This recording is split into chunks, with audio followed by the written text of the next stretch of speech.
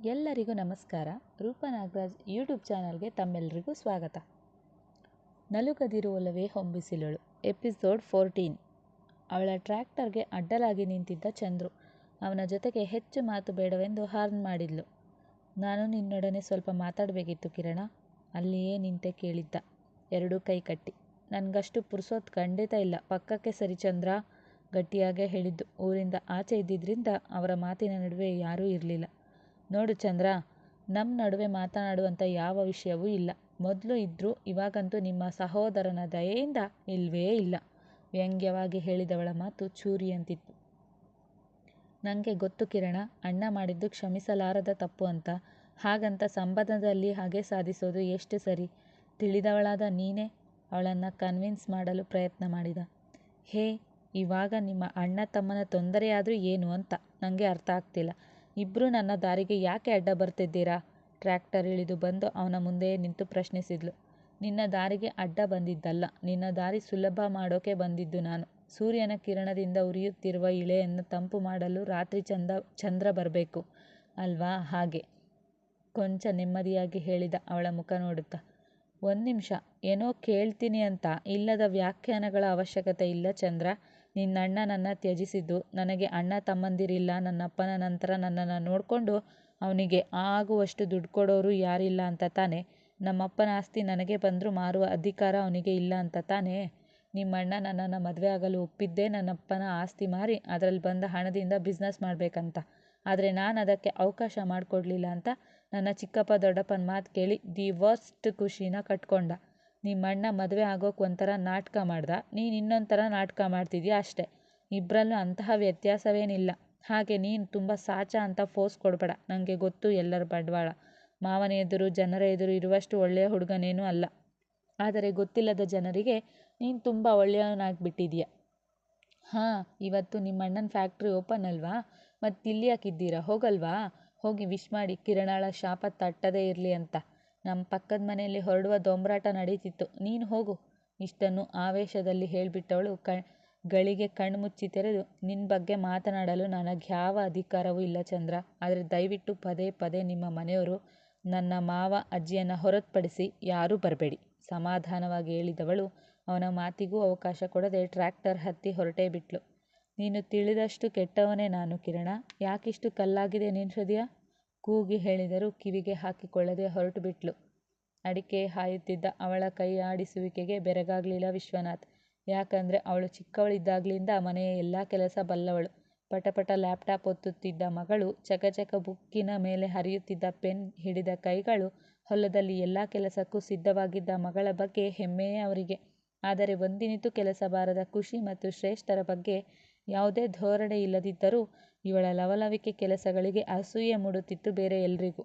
ನೋಡು ಸೂರ್ಯ, ಅವಳ ಕೆಲಸದ ವೈಖರಿ. AC ಆಫೀಸ್ಗೂ ಸೈ, ರೈತನ ಮಗಳಾಗಲು ಸೈ. ಇದಕ್ಕೆ ಅವಳು ಇಷ್ಟವಾಗೋದು. ಎಲ್ಲರೊಂದಿಗೂ ಹೊಂದಿಕೊಂಡು ಹೋಗ್ತಾಳೆ, ನೇರವಾಗಿ ಮಾತಾಡ್ತಾಳೆ. ಪಕ್ಕದ ತೋಟದಲ್ಲೇ ನೀರು ಕಟ್ಟುತ್ತಿದ್ದ ವೇದಾಂತ್ ಮಾತಿಗೆ, ಹಾಂ, ನಾನು ಗಮನಿಸಿದೆ, ಪರ್ಫೆಕ್ಟ್ ಲೇಡಿ ಎಂದ ಸೂರ್ಯ ಎಳನೀರು ಕೀಳುವಲ್ಲಿ ಮಗ್ನ. ಲೋ, ನಿನ್ನ ತಂಗಿಗೂ ಕೊಡೋಣವಾ? ಸೂರ್ಯನೆಂದ. ಯಾಕಪ್ಪ, ಚಂದ್ರನಿಗೆ ಮಾತಿನಲ್ಲೇ ಮಾಡಿದ ಸೇವೆ ನಿನಗೂ ಆ ಸೇವೆ ಮಾಡಿಸ್ಕೊಳ್ಳುವ ಆಸೆ ಏನು? ಕೀಟಲೆಯಾಗಿ ಕೇಳಿದ ಗೆಳೆಯನ ಮಾತಿಗೆ, ಸಂಬಂಧವಿಲ್ಲದ ಮಾತಿಗೆ ತಲೆ ಹಾಕಿದರೆ ತಾನೇ ಬೈಯೋದು? ನಾನು ಆ ಥರ ಮಾತಾಡೋಲ್ಲ, ನಗುತ್ತಲೇ ಹೇಳಿದ ಸೂರ್ಯ. ಸಂಬಂಧಪಟ್ಟ ವಿಷಯವೇ ಅಲ್ಲದೇ ಇದ್ದರೂ ಸಂಬಂಧಪಟ್ಟ ಎಳ್ನೀರು. ಅವಳು ಸ್ವಾಭಿಮಾನಿ ಸೂರ್ಯ. ಯಾರಾದರೂ ಒಂದು ಮಾತಂದ್ರೂ ಅಲ್ಲಿ ಕಾಲು ಸಹ ಇಡೋದಿಲ್ಲ. ನಮ್ಮ ಮನೆಗೆ ಅವಳು ಕಾಲೇಜ್ಗೆ ಹೋಗೋ ಸಮಯದಲ್ಲಿ ಅಪ್ಪ ಏನೋ ಹೇಳಿದ್ದಕ್ಕೆ 1 ವರ್ಷ ಕಾಲೇ ಇಟ್ಟಿರಲಿಲ್ಲ. ನಂತರ ನಮ್ಮ ಮನೆಗೆ ಕಾಗೆ ನುಗ್ಗಿತ್ತು. ಆಗ ಕುಟುಂಬದ ಹೆಣ್ಮಕ್ಳನ್ನ ಕರೆಸಿ ಪೂಜೆ ಮಾಡುವಾಗ ಪ್ರಸಂಗ ಬಂದಿತ್ತು. ಅವತ್ತು ಅಪ್ಪನೇ ಹೋಗಿ ಕ್ಷಮೆ ಯಾಚಿಸಿ ಕರ್ಕೊಂಡು ಬಂದದ್ದು. ಅವಳ ತಪ್ಪಿಲ್ಲ ಅಂದರೆ ಎಂಥ ದೊಡ್ಡವ್ರ ಮುಂದೆ ತಲೆ ತಗ್ಗಿಸೋಳಲ್ಲ. ಅವರವರ ವ್ಯಕ್ತಿತ್ವ ಅವರಿಗೇ ಇರುತ್ತೆ. ನಮಗೆ ನಾವೇ ಅನ್ನುವ ಹುಡುಗಿ ಅದು. ಇಷ್ಟು ಹೇಳಿದ ಮೇಲೂ ಹೋಗಿ ಕೊಡ್ತೀನಿ ಅನ್ನೋದಾದರೆ ನಿನ್ನಿಷ್ಟ, ಹೇಳಿ ಇನ್ನೊಂದು ಪಟಕ್ಕೆ ನೀರು ತಿರುವಿದ. ಎಳನೀರು ಕಡಿದು ಕೈನಲ್ಲಿ ಹಿಡಿದು ಚೀಲಕ್ಕೆ ಅಡಿಕೆ ಹೊಯ್ಯುತ್ತಿದ್ದವಳ ಮುಂದೆ ನಿಂತಿದ್ದ. ಕೆಲಸ ಮಾಡುತ್ತಿದ್ದ ಕಾರಣ ಬೆವರು ಅವಳ ಮುಖದಲ್ಲಿ ಹಿಬ್ಬನಿ ಹನಿಗಳಂತೆ ಮಡುಗಟ್ಟಿದ್ವು ಮತ್ತು ಸೂರ್ಯನ ಪ್ರಕಾಶಕ್ಕೆ ಹೊಳೆಯುತ್ತಿತ್ತು. ಕಿರಣ ಮೇಡಮ್, ತಗೊಳ್ಳಿ ಎಳ್ನೀರು. ಅವಳ ಮುಂದೆ ಹಿಡಿದ. ಅದೇ ಗುಳಿ ಬೀಳುವ ನಗುವಿನೊಂದಿಗೆ ಚೆಲುವ. ಜಾರುತ್ತಿದ್ದ ಕನ್ನಡಕ ಸರಿಪಡಿಸಿಕೊಂಡು ಒಂದು ಕೈನಲ್ಲಿ ಹಣೆಯಲ್ಲಿ ಮುಡಿದ್ದ ಬೆವರು ಒರೆಸಿಕೊಳ್ಳುತ್ತಲೇ ಅವನತ್ತ ನೋಡಿದ್ಲು. ನವಿರಾದ ಎಳೆ ಎಳೆಯ ಮೃದು ಕೂದಲು ಅಚ್ಚುಕಟ್ಟಾಗಿ ಕೂತು ಸೊಂಪಾಗಿ ಬೀಸುವ ಗಾಳಿಗೆ ಹಣೆಯ ಮೇಲೆ ಹಾರಾಡುತ್ತಿದ್ವು. ನೀಳ ಕಾಯದ ಗಿಣಿಯ ಮೂಗು, ಅದೇ ಆಳವಾಗಿ ಗುಳಿ ಬೀಳುವ ಮೃದು ಕೆನ್ನೆಗಳು, ಹೆಣ್ಣು ಮಕ್ಕಳು ನಾಚುವಂಥ ತುಟಿಗಳು. ಒಟ್ನಲ್ಲಿ ಕಿರಣ ಸಹ ಒಮ್ಮೆ ಅವನನ್ನೇ ನೋಡುತ್ತಾ ನಿಂತ್ಬಿಟ್ಟಿದ್ಲು. ಅವನ ಆಕರ್ಷಕ ಕಾಂತಿಗೆ, ಬಾನಾಡಿಯ ಸೂರ್ಯನ ಕಿರಣದ ಕಾಂತಿಗೆ ಈ ಸೂರ್ಯ ಫಳಫಳ ಹೊಳೆಯುತ್ತಿದ್ದ. ವಾಸ್ತವಕ್ಕೆ ಬಂದವಳು, ಧನ್ಯವಾದ ಸೂರ್ಯ ಸರ್, ನನಗೆ ಬೇಡ ಎಂದವಳು ಮತ್ತೆ ತನ್ನ ಕೆಲಸ ಮುಂದುವರಿಸಿದ್ಲು. ಅಲ್ಲ, ಅವನ ಮಾತು ಮುಂದುವರೆಯುವಾಗಲೇ ಕೂಗಿದ ವೇದಾಂತ್. ಸೂರ್ಯ, ಬಾರೋ ಇಲ್ಲಿ, ಅವಸರವಾಗಿ ಕೂಗಿದ. ಅಲ್ಲಿಗೆ ಓಡಿ ಹೋದ ಸೂರ್ಯ. ಅವ ಹೋದತ್ತಲೇ ದೃಷ್ಟಿ ನೆಟ್ಟಳು. ಅವನ ಕೂಗುವಿಕೆಯಲ್ಲಿ ಆತಂಕ ಗುರುತಿಸಿದ್ಲು. ಏನಾಯ್ತು ವೇದ? ಸೂರ್ಯ ಕೇಳುತ್ತಿದ್ದ ಮಾತು ಸ್ಪಷ್ಟವಾಗಿ ಕಿರಣಳಿಗೂ ಕೇಳಿಸಿತು. ಖುಷಿ, ಹಿಮಾಂಶ್ ಮತ್ತೆ ಮನೆಯವರು ಪೂಜೆಗೆ ಹೋದ್ರಲ್ಲ, ಕಾರ್ ಸ್ಟಾರ್ಟ್ ಆಗಿದೆ ಫ್ಯಾಕ್ಟ್ರಿ ಬಳಿ, ಅಲ್ಲಿ ನಿಲ್ಲಿಸಿ ಮುಂದೆ ಹೋದ್ರಂತೆ. ಕ್ಷಣದಲ್ಲಿ ಬೆಂಕಿ ಹೊತ್ಕೊಂಡಿದೆ. ಇವಾಗ ತಾನೇ ಶ್ರೇಷ್ಠ ಫೋನ್ ಮಾಡಿದ್ಲು. ಅದರಲ್ಲಿನ ಪೂಜೆ ವಸ್ತುಗಳೆಲ್ಲ ಸುಟ್ಟು ಹೋಗಿವೆ. ಹೋಗೋಣ ಬಾರೋ. ಹಿಮಾಂಶ್ ಅಮ್ಮ ಒಂದೇ ಸಮ ಬೈಕೋತಾ ಇದ್ದಾರೆ. ಎಲ್ಲರೂ ಒಂದು ರೀತಿಯಲ್ಲಿ ಬೇಸರದಲ್ಲಿದ್ದಾರೆ. ವೇದಾಂತ್ ಆತಂಕದಲ್ಲಿ ಹೇಳುತ್ತಿದ್ರೆ ವ್ಯಂಗ್ಯದ ನಗೆ ಬೀರಿದ್ಲು ಕಿರಣ, ವೇದಾಂತ್ ಹೇಳ್ತಿರೋದು ನಿಜನಾ? ಬುದ್ಧಿ ಊಟ ಹೊತ್ಕೊಂಡು ಬಂದ ವೃಷಾಲಿ ಕೆಂಗಣ್ಣು ಬಿಟ್ಟು ಮಗಳನ್ನೇ ನೋಡುತ್ತಾ ಕೇಳಿದ್ರು. ಏನು ನಿಜ? ಹೋಗಿ ಅವ್ರನ್ನ ಕೇಳು, ನಂಗೆ ಕೇಳಿದ್ರೆ? ಅಮ್ಮನ ಪ್ರಶ್ನೆ ಸಮಂಜಸವಾಗಿರಲಿಲ್ಲ ಕಿರಣಳಿಗೆ. ಅದಕ್ಕೆ ಮುಖ ಗಂಟಾಕಿಕೊಂಡೇ ಹೇಳಿದ್ಲು. ಕಿರಣ, ನೀನು ತಾನೇ ನಗ್ತಾ ಇದ್ದದ್ದು, ಹೀಗೆಲ್ಲ ಯಾಕೆ ಮಾಡಿದೆ? ಮಗಳನ್ನ ದಂಡಿಸಲು ನಿಂತರೂ ಬುತ್ತಿ ಕೆಳಗಿಟ್ಟು. ಅಮ್ಮ, ಒಂದು ನಿಮಿಷ ಸುಮ್ಮನೆ ಇರ್ತೀಯಾ? ಅವ್ರ ಕಾರಿಗೆ ಅಲ್ಲೆಲ್ಲೋ ಬೆಂಕಿ ಬಿದ್ದರೆ ನಾನು ಹೇಗಮ್ಮ ಕಾರಣ ಆಗ್ತೀನಿ? ನಾನೇನು ಮಾಡಿಲ್ಲ ಅವಕ್ಕೆ. ಹೇಗಾದರೂ ಹಾಳಾಗಿ ಹೋಗಲಿ ಬಿಡು. ನೀನು ಯಾಕೆ ಅವ್ರ ಬಗ್ಗೆ ಚಿಂತೆ ಮಾಡ್ತೀಯ?